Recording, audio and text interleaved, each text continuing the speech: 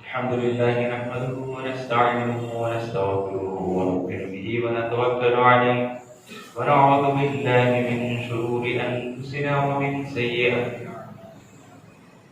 من يهده الله فلا مضل له ومن يضلل فلا هادي له وأشهد أن لا إله إلا الله وحده لا شريك له وأشهد أن محمدا عبده ورسوله أرسله بالحق بشيرا ونذيرا أما بعد فإن خير الحديث كتاب الله وخير الهدي هدي محمد صلى الله عليه وسلم وشر الأمور محدثاتها وكل محدثة بدعة وكل بدعة ضلالة وكل ضلالة في النار.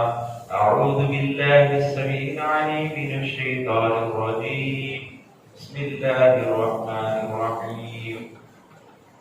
ولقد خلقنا السماوات والأرض وما بينهما في 6 أيام وما مسنا من لغوب فاصبر على ما يقولون وسبح بحمد ربك قبل طلوع الشمس وقبل الغروب ومن الليل فسبحه وأدبار السجود واستمع يوم ينادي المناد من مكان قريب يوم يسمعون الصيحة بالحق ذلك يوم الخروج إنا نحن نحيي ونميت وإلينا المصير يوم تشقق الأرض عنهم سراعا ذلك حشر علينا يسير نحن أعلم بما يقولون وما أنت عليهم بجبار فذكر بالقرآن من يخاف وعيد. قال الله تعالى الذين آمنوا ولم يلبسوا إيمانهم بظلم أولئك لهم الأمن وهم مهتدون. برادران اسلام، خواتین اسلام، ہر قسم کی پاکی بڑائی اللہ وحدہ لا شریک کے لیے ہدایت اور ضد دیتی ہے. درود و سلام کا نزول ہو تمام نبیوں پر، تمام رسولوں پر، خاص کر آپ نے نبی محمد صلی اللہ علیہ وسلم پر، صحابہ اکرام پر، آپ کے اشائر پر. میرے دینی بھائیوں، آج کا خطبہ جمعہ انشاءاللہ اس بارے میں رہے گا کہ انسان کو ظلم کے خلاف لڑنا چاہیے. جہاں کہیں بھی ظلم ہو رہا ہو تو ایک ایمانی تقاضا بنتا ہے کہ اس ظلم کو روکنے والے بنے.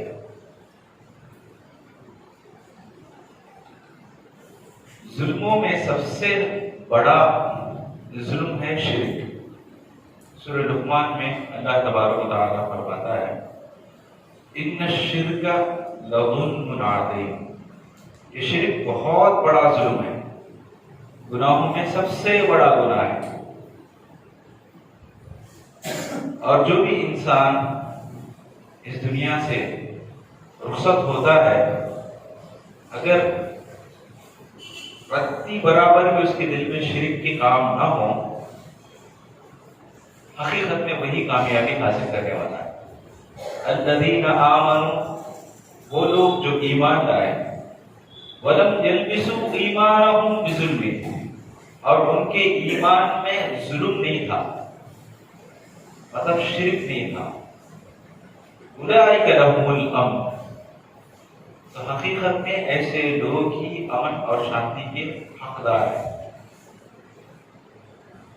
وَأُولَئِكَ هُمْ مهتدون، اور وہی لوگ ہدایت یافتہ ہے. اوپر اللہ تعالیٰ بتاتا ہے.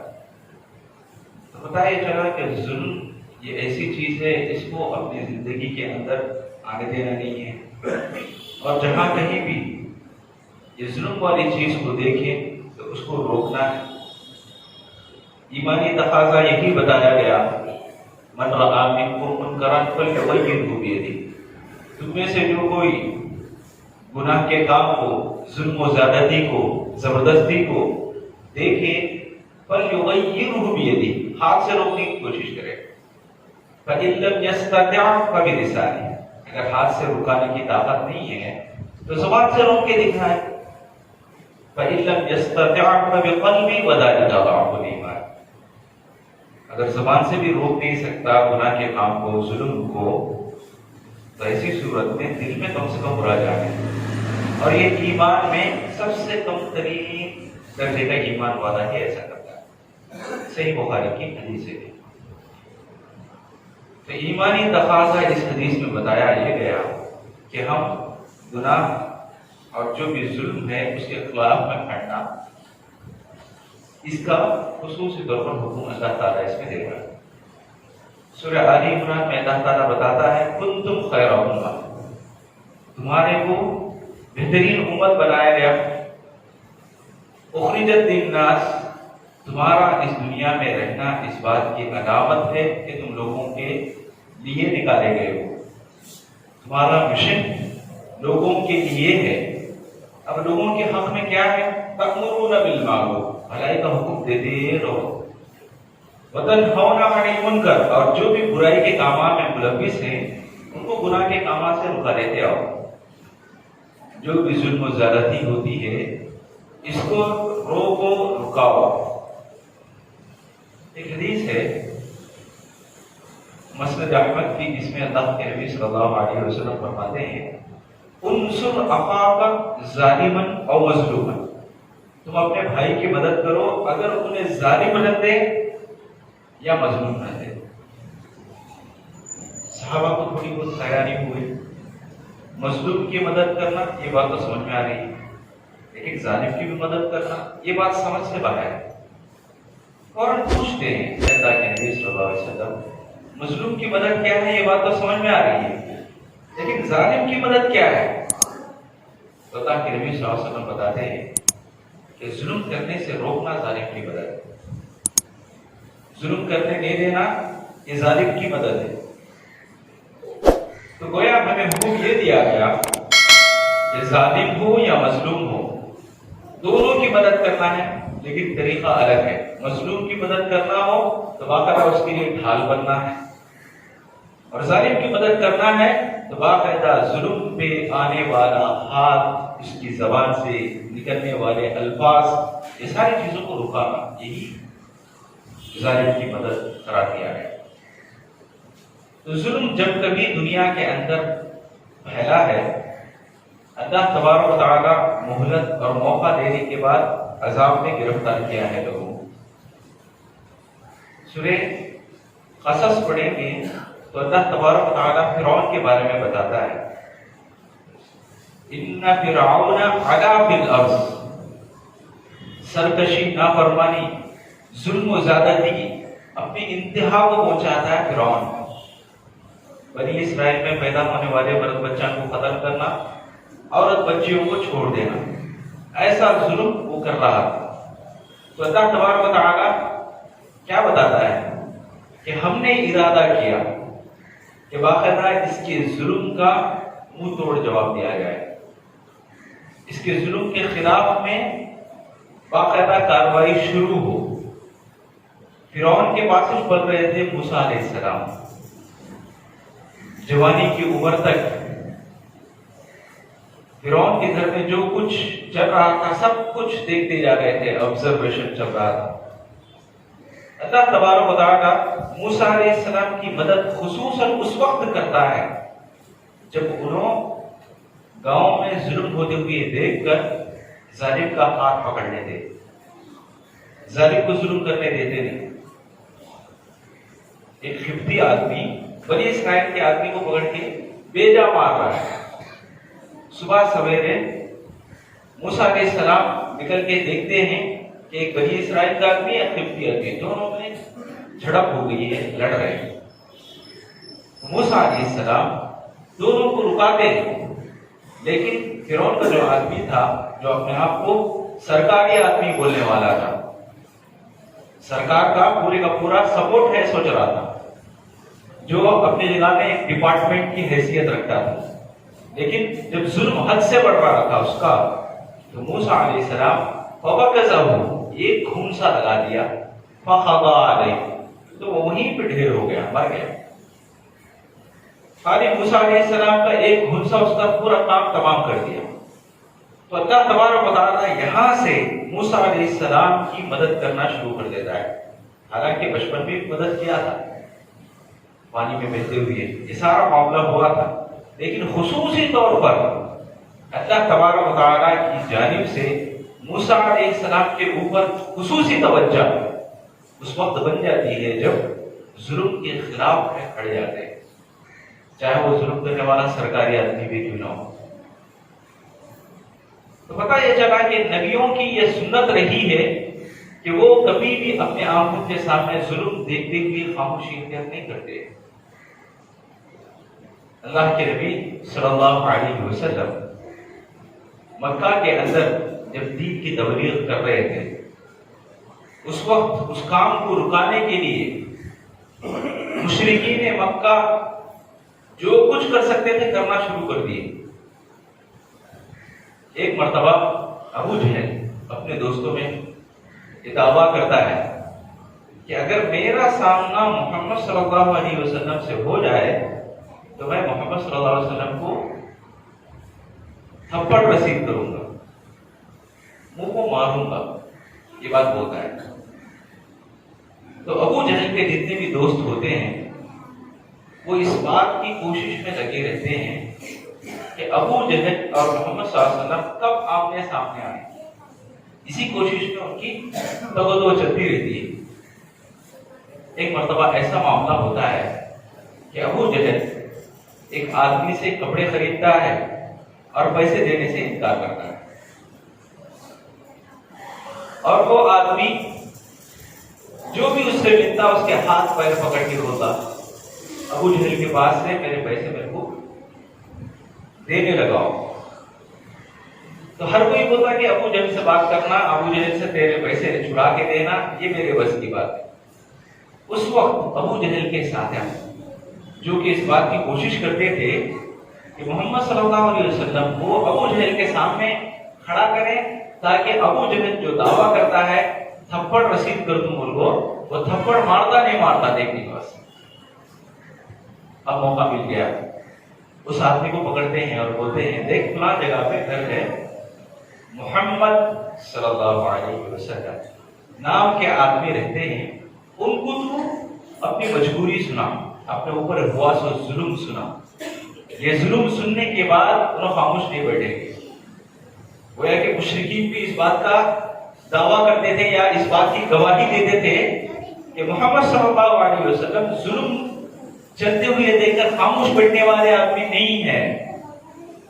مشرکین اقرار کرتے تھے اس بات کی کہ محمد صلی اللہ علیہ وسلم باقاعدہ ظلم جہاں کہیں چلے تو اٹھ کھڑے ہوتے تھے ظلم کے خلاف.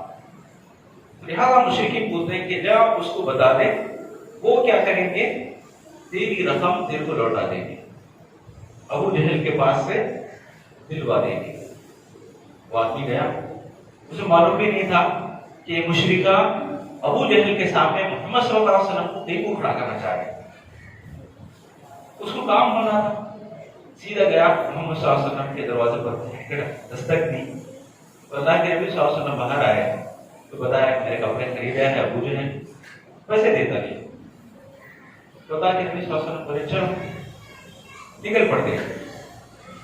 اللہ کے نبی صلی اللہ علیہ وسلم یہ بھی نہیں بولے چپلا پہ لگا دو ہے چھوڑو دو، یعنی ایک چھوٹا کام ہے وہ کام کر کے دیں گے، یعنی بولے تو اور دو چار رکھنا بلا دیں گے، میں کہنا جا چھوڑا. ایسا کچھ بھی نہیں بولے اللہ کے نبی صلی اللہ علیہ وسلم. انہیں آگے اپنے اوپر کیا گیا ظلم کو بیان کیا اور اللہ کے نبی صلی اللہ علیہ وسلم تیار ہوئے چلو چلتے. سیدھا نکل پڑے سیدھا ابو جہل کے گھر. اللہ کے نبی صلی اللہ علیہ وسلم وہ آدمی دونوں جا رہے ہیں تو پیچھے سے یہ مشرکین مکہ بھی تماشا دیکھنے کے واسطے آ رہے ہیں گولی کی شکل. محمد صلی اللہ علیہ وسلم سیدھا جاتے ہیں ابو جہل کے دروازے کو کھٹکھٹاتے ہیں، باہر آتا ہے. آنے کے ساتھ ہی محمد صلی اللہ علیہ وسلم بولتے ہیں کہ دیکھ تو اس کے کپڑے خریدا ہے، پیسے دیا نہیں ہے، ظلم کیوں کر رہا ہے ایسا، اس کے پیسے اس کو دے دے. مشرکین مکہ سب گھر کے باہر ادھر ادھر سے چھان چھان کے دیکھ رہے ہیں کہ ابو جہل اب مارے گا، ابو جہل اپنا وعدہ پورا کرے گا. ابو جہل جو دعویٰ کرتا تھا, سب جگہ بول لیتا پھرتا تھا, آج کل کو دکھائے گا. تو بہرحال وہی مثال صحیح ہوئی جو مثال اکثر بولتے ہیں, بھوکتا سو کتا قدرتا نہیں, قدر سو کتا بھوکتا نہیں. تو وہی معاملہ اس کے ساتھ بھی ہوا. خاموشی سے اندر گیا اور سیدھا پیسے دے دیا, لا کے دے دیا. سب لوگ حیران پریشان, یار ابھی ابو جہل کیا بولا, اب کیا کر رہا ہے. خیر رات دن شام میں آ کر محفل سجیشن کو بیٹھ کرا, اس وقت پوچھے گی. تو محمد صلی اللہ علیہ وسلم باقاعدہ اس مجبور مظلوم انسان کی مدد کر کے اس کو بھیجا دی. تو اللہ کے نبی صلی اللہ علیہ وسلم کے چلے جانے کے بعد چند گھنٹوں بعد ابو جہل سیدھا اپنے دوستوں کے پاس آتا ہے. اس وقت دوست سب پوچھتے ہیں تو کیا دعویٰ کیا تھا کہ محمد صلی اللہ علیہ وسلم کا سامنا میرے ساتھ ہو جائے تو مارنا ہو, کیوں مارا نہیں. تو ابو جہل بولتا, اللہ کی قسم, جس وقت محمد صلی اللہ علیہ وسلم آ کے کھڑے تھے اور اس آدمی کو, اس مظلوم انسان کو باقاعدہ پیسہ دینے کے لیے بول رہے تھے, وہ ٹیمپو میں اپنے سر کے اوپر اونٹ باقاعدہ اپنے جبڑے کھول کے میرے کھوپڑی کے پاس کھڑے جیسا محسوس ہوا. اگر میں انکار کرتا, اگر میں نہ کہتا تو گویا وہ اونٹ میری کھوپڑی کو کر لیتی. وہ سچویشن, وہ حالت, وہ پوزیشن میری تھی. یہ بات کون ہوتا ہے, ابو جہل. اس واقعے سے پتہ یہ چلتا ہے کہ جو بھی انسان ظلم کے خلاف میں کھڑتا ہے تو اللہ تعالیٰ کی مدد انسان کے ساتھ ہو جاتی. صحیح مسلم, صحیح بخاری اور کئی حدیثوں کے کئی محدثین نے اس حدیث کو نقل کیا ہے. اللہ کے نبی صلی اللہ علیہ وسلم فرماتے ہیں, واللہ فی عون العبد, کہ اللہ تعالیٰ بندے کی مدد میں لگ جاتا ہے. ما کان العبد فی عون اخیہ, بندہ جب تک اپنے کسی بھائی کی مدد کرتا رہے. تو دنیا کے اندر یہ اصول اللہ نے بنا رکھا ہے کہ ہم کسی کی بھی مدد کریں گے تو اللہ تعالیٰ کی مدد ہمارے لیے آ جاتی ہے. دنیا کا ایک اصول ہے, ایک قانون ہے جو ہمیشہ سے چلتا آ رہا ہے. وہ کیا بولے تو, جہاں کہیں بھی ظلم ہو تو ظلم کے خلاف میں کھڑنا اور باقاعدہ مظلوم کی حمایت کرنا, مظلوم کی مدد کرنا. ایسا کام جو بھی کرنے والے ہوتے ہیں ان کو اللہ تبارک و تعالیٰ سپورٹ کرتا ہے, مدد کرتا ہے. اور جہاں کہیں بھی ظلم ہو اور ظلم کو دیکھ کر لوگ خاموشی اختیار کریں یا ظالم کو معاف کریں تو یہ بھی ایک قسم کا گناہ ہے, یہ بھی ایک قسم کا جرم ہے. ظالم کو معاف کر دینا یہ بھی اللہ کے نزدیک بہت بڑا گناہ ہے. تو انسان خصوصی طور پر اس معاملے میں, ظلم کے معاملے میں جب تک کھڑا ہوتا نہیں ہے, اللہ تبارک و تعالیٰ کا اس ارشاد کو دماغ میں رکھنا چاہیے. اللہ تعالیٰ کیا ہوتا ہے, وَاتَّقُوا فِتْنَةً لَا تُصِيبَنَّ الَّذِينَ ظَلَمُوا مِنْكُمْ خَاصَّةً. وَاتَّقُوا فِتْنَةً, اس گناہ سے بچو یا اس عذاب سے بچو. وَاتَّقُوا فِتْنَةً, اس فتنے سے بچو, اس عذاب سے بچو. لَا تُصِيبَنَّ الَّذِينَ, جو عذاب ہرگز خالی ظلم کرنے والوں کو اپنے لپیٹ میں نہیں لیتا بلکہ ظلم کو دیکھتے ہوئے خاموش رہنے والے لوگوں کو بھی اپنے لپیٹ میں لے لیتا ہے. یہ اللہ تبارک و تعالیٰ کا قانون ہے کہ ظلم جہاں کہیں بھی چلے اور وہ ظلم کے خلاف میں کوئی بھی نہ کھڑتا ہو تو ایسی صورت میں اللہ تعالیٰ کا عذاب آئے گا تو سب کو لے کر کرے گا. ظلم کرنے والے کو بھی, ظلم چلتا سو دیکھو خاموش رہنے والے کو بھی, اور ظلم دیکھو ان کا چلے دے رہے پھر کیا ان کو بولنے والے کو بھی. یہ اللہ تبارک و تعالیٰ کا اصول ہے. تو ظلم کے خلاف ہمیشہ کمر بستہ ہونا, کھڑے ہونا یہ ضروری ہے.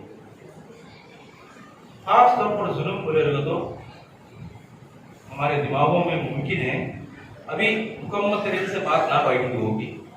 چند مثالیں آپ کے سامنے رکھ دیتا ہوں. گھر سے ہی شروع کرتے ہیں. ساس بہو, بہو کے اوپر ساس ظلم کرتی, یا نہیں بولے تو بہو ساس کے اوپر ظلم کرتی. یہ جانتا ہے بیٹا شوہر, جان کر نہ بیوی کو کچھ بولتا نہ ماں کو کچھ بولتا.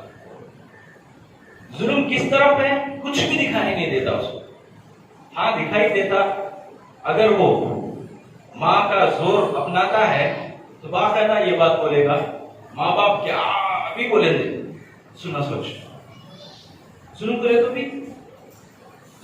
تو بھی اسلام تو ایسا نہیں ہے، اسلام تو ایسا نہیں ہے کہ ظلم کے خلاف اپنے ماں باپ کو بھی نہ بتائیں، ایسا تو سکھاتا نہیں ہے اسلام۔ اور اسی طریقے سے بہو کے بارے میں ساس حد درجہ ظلم کر رہی ہو، اور بیٹا دیکھ کر بھی اگر بیوی کو اتنا ہی کہے کہ جیسا ماں بولتی ہے ویسا سنتے جانا ہے، تو گویا کہ اس کا بھی ظلم اس کے اندر شامل ہو گیا۔ اور بعض گھروں میں ہوتا کیا ہے، ساس بوڑھی ہو چکی ہے، بہو جوان ہے، کھانے کے پینے کے معاملے میں ساس کے بارے میں ذرا خیال نہیں کرتی، شوہر آنے کے ساتھ ہی چاڑیوں پہ چاڑیاں لگاتی جاتی ہیں، تمہاری اماں ایسا کری، تمہاری اماں ویسا کری، ظلم ہے یہ بھی۔